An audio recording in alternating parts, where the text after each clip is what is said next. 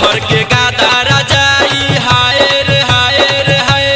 फेकले बनई हर के गादा राजाई हमरा के तंग बारे कइले बा का कही हई छोटका देवरवा हमरा ढोलिए के हीटर बनइले बा हमरा ढोलिए के हीटर बनइले बा हमरा ढोलिए के हीटर बनइले बा फेकले बनई हर के गादा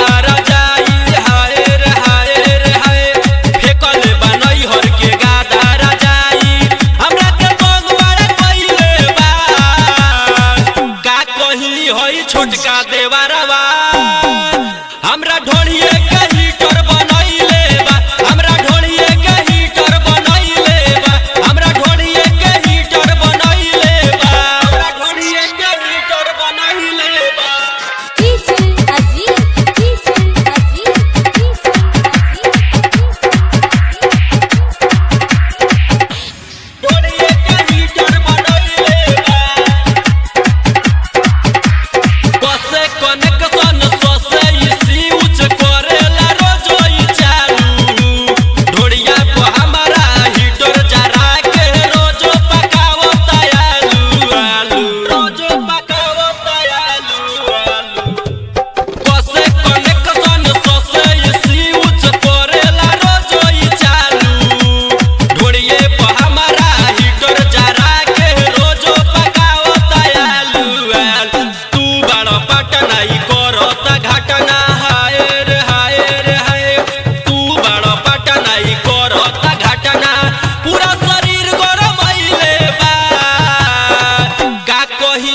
छोटका देवरवा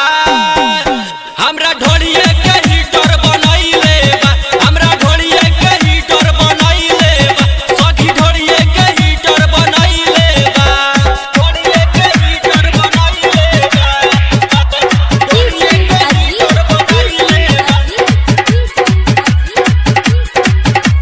ढोलिए के हीटर बनइले बा मिक्स बाय मालिक रिकॉर्डिंग स्टूडियो जाड़ा में आरा कोके ई खारा हमरो ई मन सिहरइले बा तू बाड़ पटना ई करो ता घटना ढोलिए पहिटर जरइले बा ढोलिए पहिटर जरइले बा जाड़ा में आरा कोके ई खारा हमरो ई मन सिहरइले बा तू बाड़ पटना ई करो ता घटना ढोलिए पहिटर जरइले बा राइटर जी के लिखल ह गाना हाय रे हाय रे हाय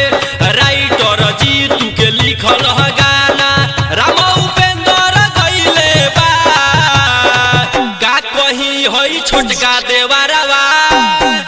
हमरा